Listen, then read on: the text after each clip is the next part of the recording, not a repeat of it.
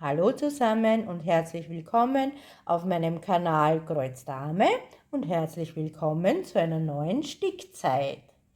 Wir sind bei Stickzeit Nummer 9 angelangt und heute möchte ich euch bei der Aqua Lady von der Firma Waterpiece mitnehmen.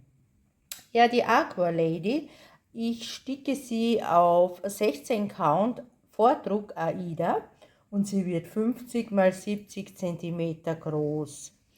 Ja, leider habe ich nur dieses Vorschaubild von der Papieranleitung, aber ich denke, man kann sie sehr gut darauf erkennen. Auf der rechten Seite blende ich euch wieder ein Vorherbild ein und das ist von dem Monatsupdate Juli. Inzwischen ist ja aber schon einiges dazugekommen und wie das aussieht, zeige ich euch jetzt. Ja, und zwar, ja, man kann hier das Auge schon erkennen. Hier ist auch ein Teil des Gesichts und da herunten die Haare, beziehungsweise dieser dunkle Teil neben den Haaren. Wir werden heute die Nummer 37 sticken und je nachdem, wie weit wir kommen, eventuell auch hier noch die Nummer 1. Ja, das ist dann auf dem Vorschaubild dieser Teil hier neben dem Kinn, beziehungsweise also neben dem Hals eigentlich, dieser dunkle Teil. Ja, ich blende jetzt beides mal ein, wie das aussieht.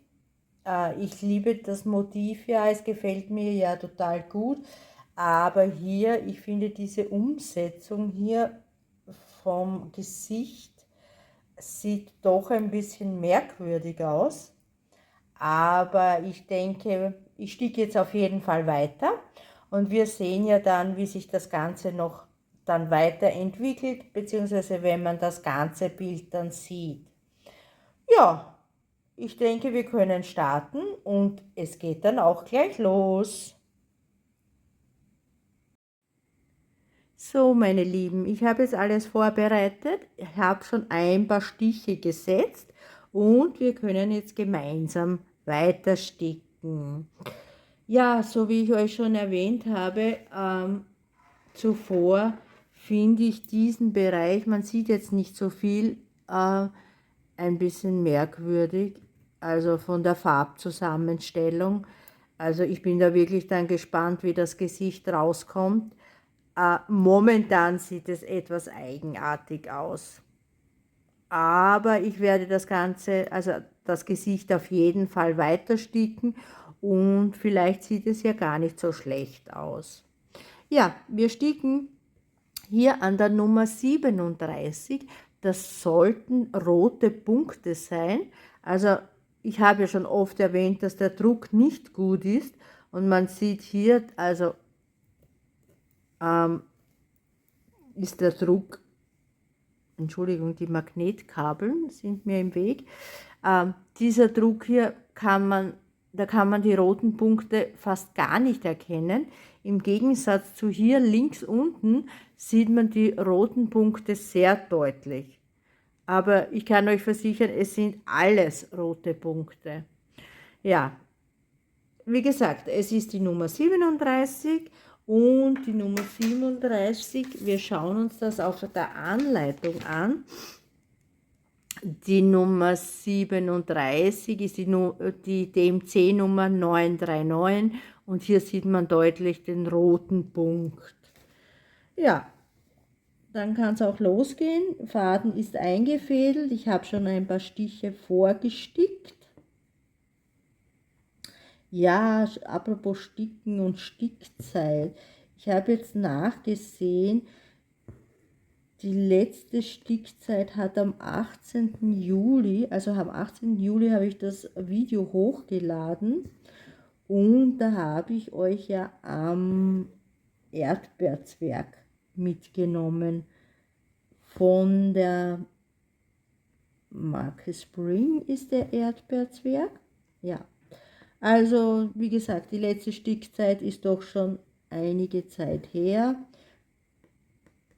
Und ja, das letzte Mal, dass ich euch an der Aqua Lady mitgenommen habe, war Anfang Mai.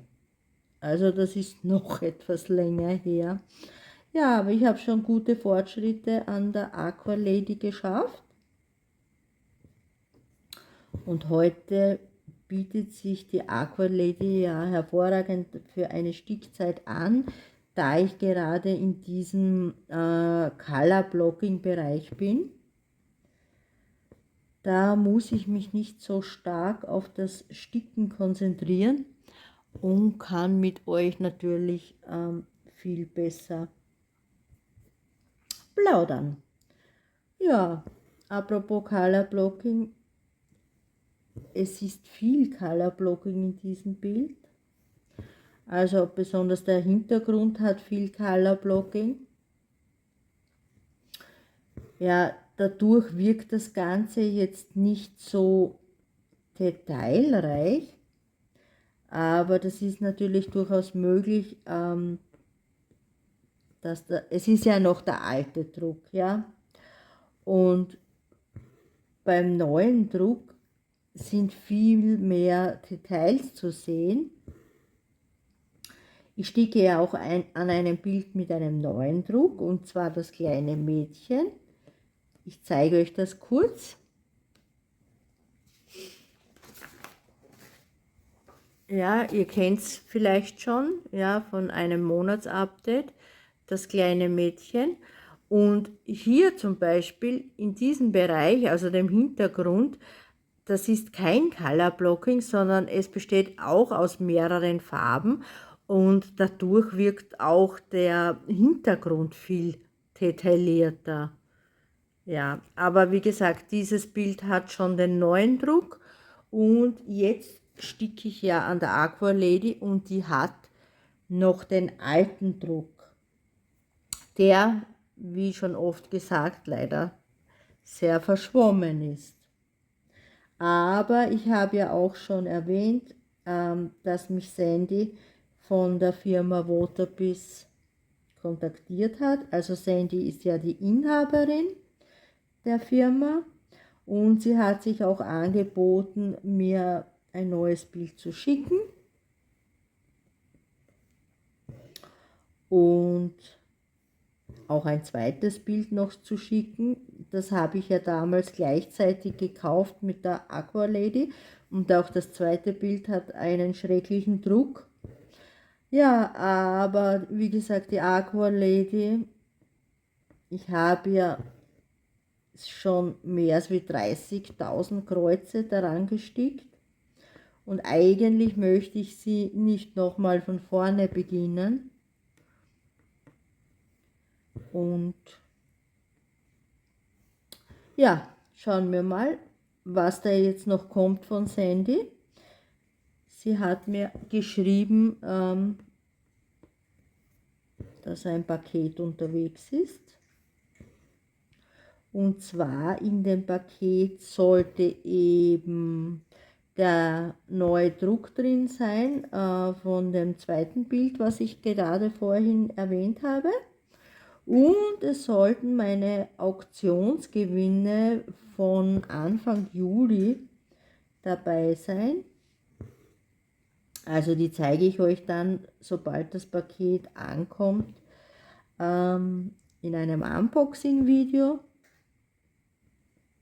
was ich erworben habe bei der Waterbiz-Aktion.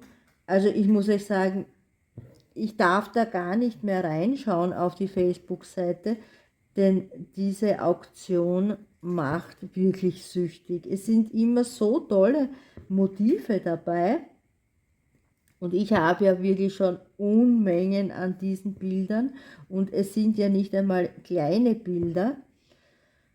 Und ja, wann soll ich sie sticken? Ja.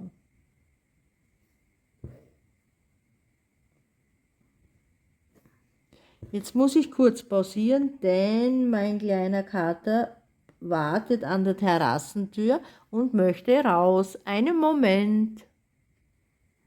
So, da bin ich wieder. Kater ist draußen. Ja, die Waterbies-Aktion, da bin ich stehen geblieben. Ja, und das Päckchen, was noch von der Firma Waterbies ankommt. Ja, mit diesem Paket habe ich leider einen Lieferkrimi, würde ich ihn bezeichnen, ja. Ja, angefangen hat das so, also ich habe einen Link bekommen, also für eine Sendungsverfolgung aus China, wobei ich zuerst gar nicht gewusst habe, worum es sich handelt und welches Paket da ankommen sollte. Aber kurz darauf hat sich auch Sandy gemeldet und hat mir auch den Link über den Messenger gesendet, und da wusste ich, dass das Paket von der Firma Waterbies kommt. Also wie gesagt, es sind meine Auktionsgewinne drin und der neue Druck von dem einen Bild mit dieser Kaffeedame, die Kaffee trinkt. Ja, dann kam, also das Bild wurde verschickt mit UPS, und dann bekam ich auch schon eine Mail mit der voraussichtlichen Zustellung, also wirklich alles toll. Habe mich auch schon darauf gefreut. Und ja, dann kam wieder eine E-Mail, wo drin stand, ja, es sind Einfuhrgebühren zu bezahlen. Da muss ich sagen, das hatte ich noch nie. Also ich habe schon öfter Pakete bekommen von der Firma Waterbies. Die wurden aber jedes Mal mit einem anderen Versandunternehmen verschickt, und da hatte ich noch nie Einfuhrgebühren zu bezahlen. Ja, es waren insgesamt 5,88 € zu bezahlen. Ja, die habe ich bezahlt. Dann gab es einen neuen Zustelltermin von UBS, und ja, plötzlich bekam ich dann aber eine Nachricht, also eine E-Mail, wo drinnen stand, Sie können das Paket nicht ausliefern, weil der Zoll benötigt noch Informationen zu dem Paket und eine Rechnung oder Bestätigung von dem Warenwert des Paketes. Ja, jetzt habe ich natürlich keine Ahnung, wie der Warenwert des Paketes ist, da ja eben auch dieses Bild drinnen ist, das Sandy mir noch dazugegeben hat, das mit dem besseren Druck. Ja, Auktionsgewinn weiß ich, was ich bezahlt habe für die Bilder. Ich glaube, es waren 3 Bilder. Ja, jedenfalls, aber eine Rechnung für den Gesamtinhalt kann ich jetzt natürlich nicht vorweisen, weil ich ja nicht weiß, welchen Wert dieses Bild hat. Daraufhin habe ich Sandy kontaktiert, die sich gleich gemeldet hat und mir geschrieben hat, sie wird sich darum kümmern und ja, wird die Unterlagen, die benötigten, an den Zoll schicken. Ja, und daraufhin hat die Wartezeit begonnen. Und was soll ich euch sagen, ich warte noch immer. Denn das Paket wurde dann nicht ausgeliefert, sondern es wurde ins Lager von UBS geschickt, und dort befindet es sich heute noch oder jetzt noch. Ja. Insgesamt, also von dem Zeitpunkt, wo das Paket geliefert werden sollte, bis zum heutigen Zeitpunkt sind 3 Wochen vergangen.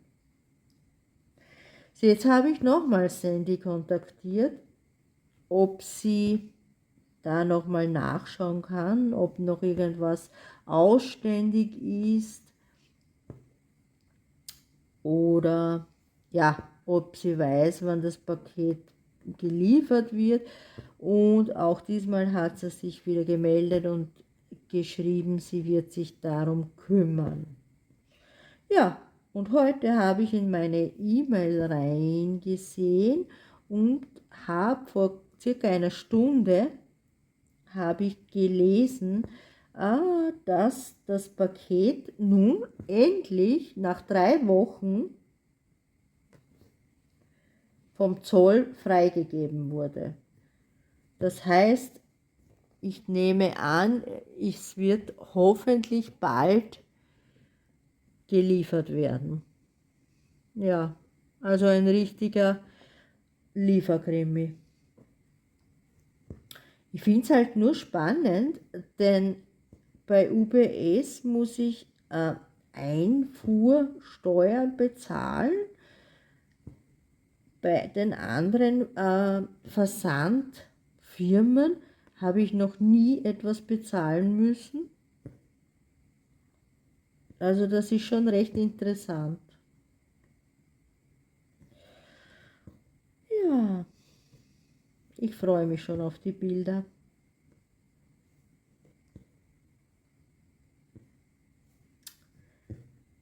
So, der Faden ist dann auch bald beendet.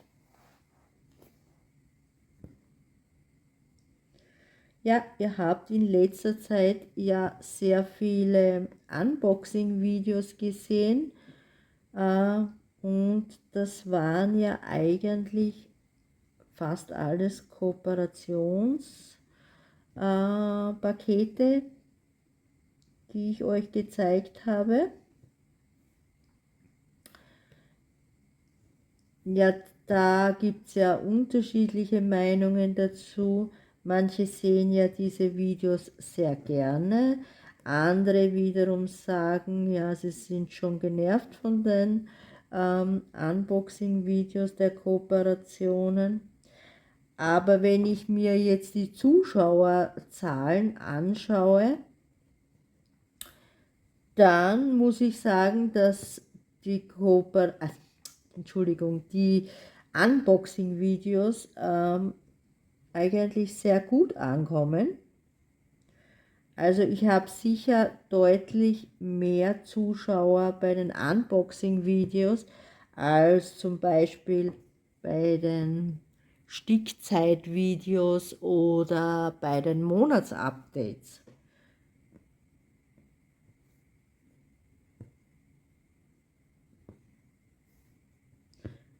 Also es wird auf jeden Fall weiter solche Unboxing-Videos auf meinem Kanal geben, aber ich versuche natürlich auch dazwischen andere Videos wie diese Stickzeit zu drehen, damit das Ganze nicht so eintönig wird für euch.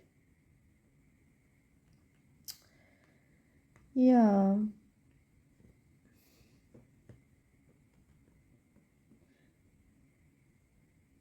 Ich habe ja auch jetzt, kleinere Bilder im Rahmen einer Kooperation mir ausgesucht, weil ich mir denke, ich selbst habe ja eigentlich schon genug Kreuzstichbilder, aber vielleicht kann ich ja welche im Rahmen einer Verlosung an euch weitergeben und ich fange jetzt schon mal an zu sammeln, auch wenn ich noch weit entfernt bin von 500 Abonnenten. Aber ja, es kann ja nicht schaden, schon mal etwas gesammelt zu haben. So, einen Schluck Kaffee und dann sticken wir gleich weiter.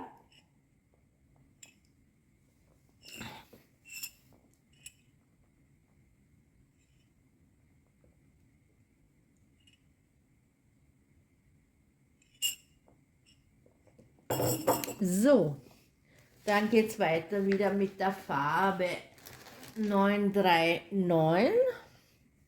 Ich hole mir nur einen Faden.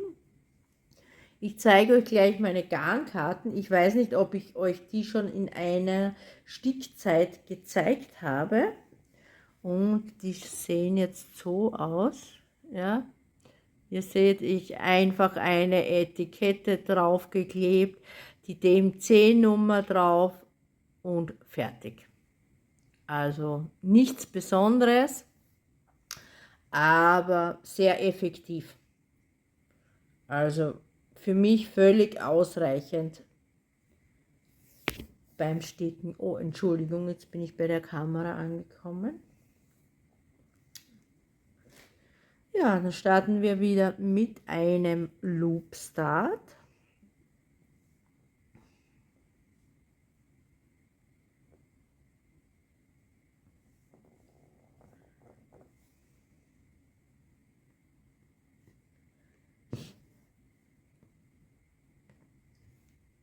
Ja, was habe ich jetzt noch gemacht in letzter Zeit? Ja, ich habe viele Perlen gestickt. Und zwar habe ich mir ja ein Perlenstickbild gekauft. Ja, ich habe es gekauft. Es war keine Kooperation, sondern ich habe es selbst bezahlt. Und zwar habe ich das bei VIP Cross Stitch gekauft. Und es sind ja die kleinen Vögel. Und ja, ich habe mir das Bild ausgesucht, weil auch dort viel Color Blocking ist. Das heißt, es ist für mich, die das erste Mal Perlen stickt, sicher einfacher zu sticken.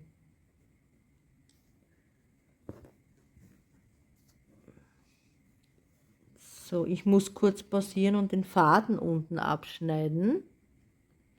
So, ja, Perlenstickbild bin ich stehen geblieben. Ja, ich habe wirklich viele Perlen gestickt, denn es macht mir wirklich total viel Spaß, an den Perlen zu sticken. Es sind ja diese transparenten Perlen, die man mit dem Kreuzstickgarn stickt, also nicht mit einem Perlenstickgarn, sondern mit normalen Kreuzstickgarn. Also da nehme ich an, es ist das CXC-Garn. Und was soll ich euch sagen? Es sieht echt hammermäßig aus. Ganz, ganz toll. Also ich bin wirklich ganz begeistert. Aber ich kann es euch ja kurz versuchen, hier ins Bild zu zeigen. Ich habe sie nämlich gleich in der Nähe. Einen Moment bitte.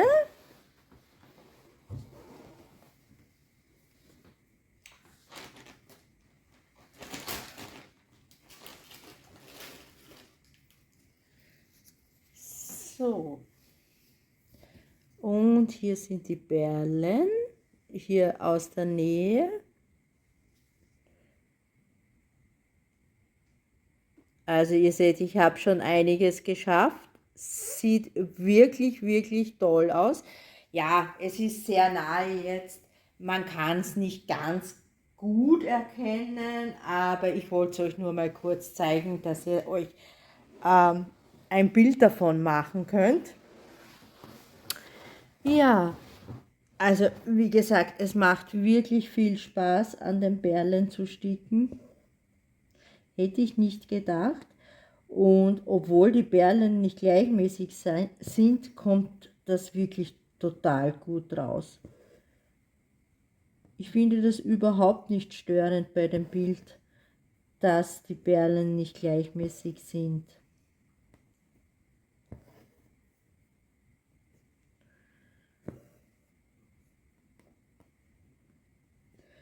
So.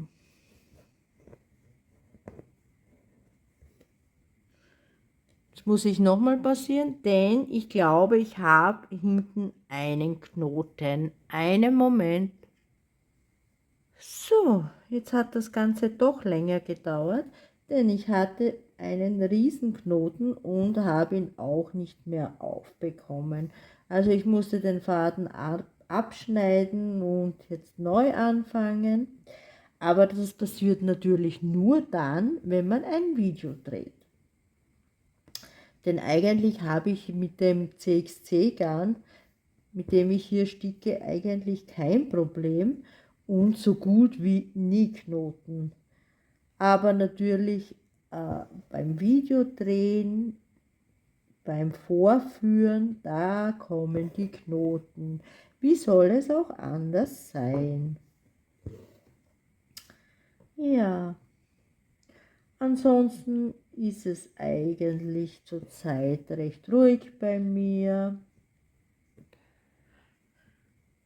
Wir planen schon wieder unsere weiteren Urlaube.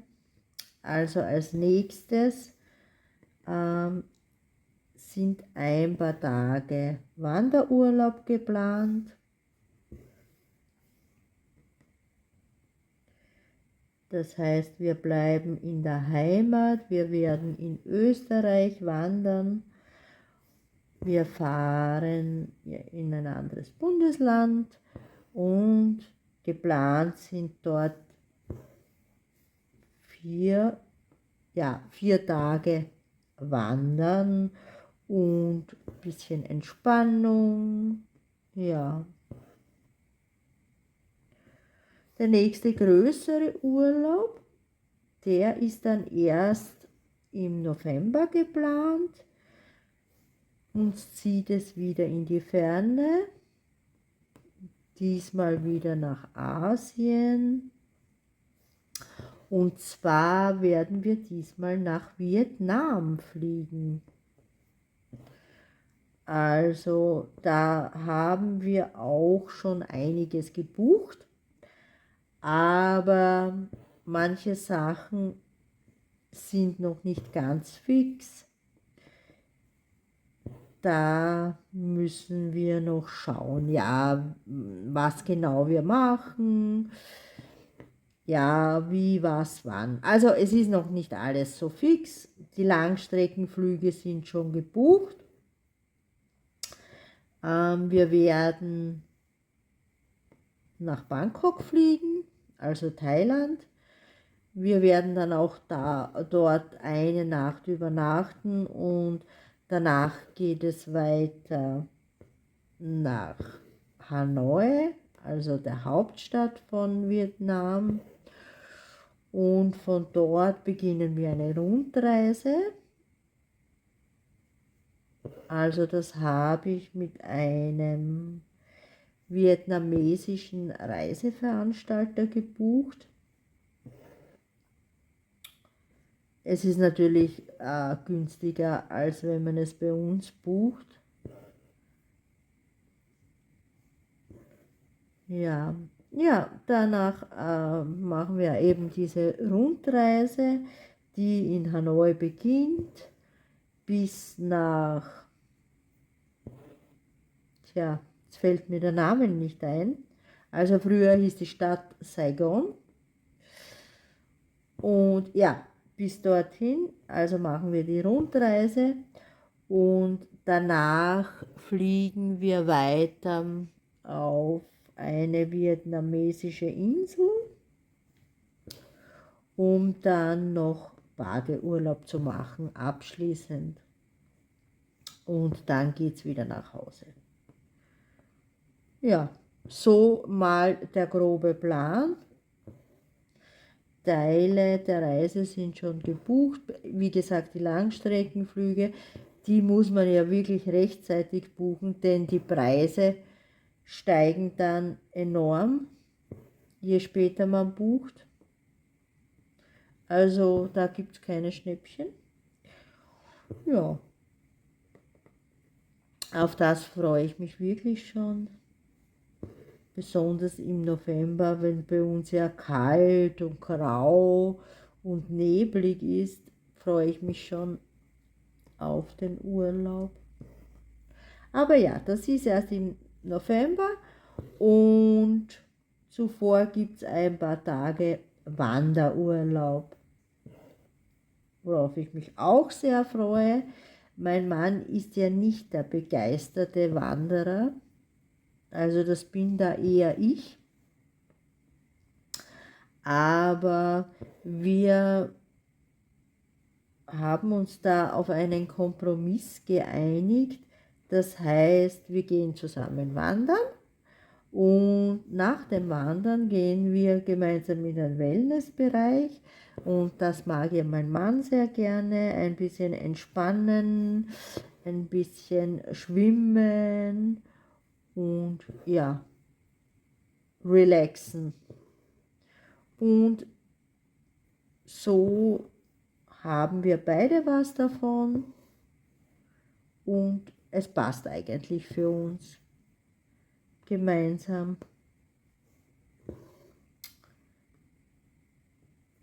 So, jetzt haben wir dann gleich das 10×10 Kästchen beendet.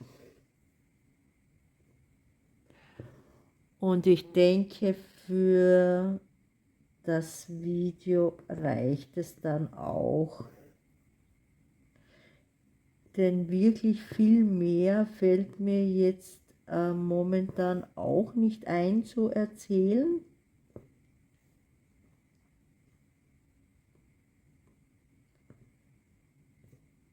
Ja.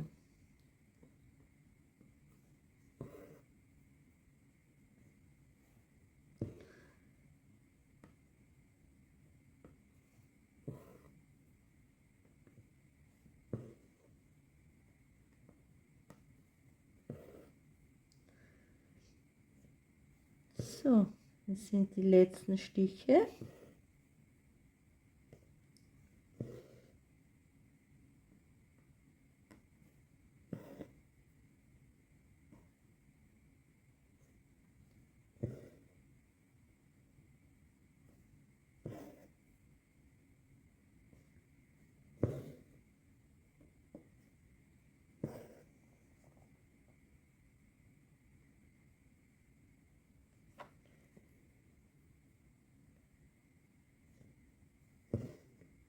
So, dann werde ich den Faden wie üblich backen. Ihr habt es ja vielleicht vorhin gesehen, ich nehme ja immer diese Haarklammern, um die Fäden zu backen. Da könnte ich ja eigentlich auch diese Flossbobbins oder wie manche auch dazu sagen, UFOs nehmen. Aber bei mir funktioniert das nicht so wirklich, denn ich habe ja diese metallenen Kabel, damit die den Stoff halten. Und diese Haarklammern, die sind magnetisch, also nicht die Haarklammern sind magnetisch, sondern diese Kabeln sind magnetisch und da halten die Haarklammern sehr gut drauf, was ja mit diesen Flossbobbins dann nicht funktioniert. Aus diesem Grund bleibe ich bei meinen Haarklammern und das passt so für mich. Ja, 100 Stiche sind geschafft und dann werde ich das Video auch beenden. Also ich würde mich natürlich freuen, falls ihr den Kanal noch nicht abonniert habt, dass ihr mir ein Abo dalässt. Ich freue mich natürlich auch über ein Däumchen oder auch über ein nettes Kommentar. Und ja, ich wünsche euch wie immer eine schöne Zeit. Ich freue mich, euch dann im nächsten Videos zu sehen. Bis dann. Tschüss.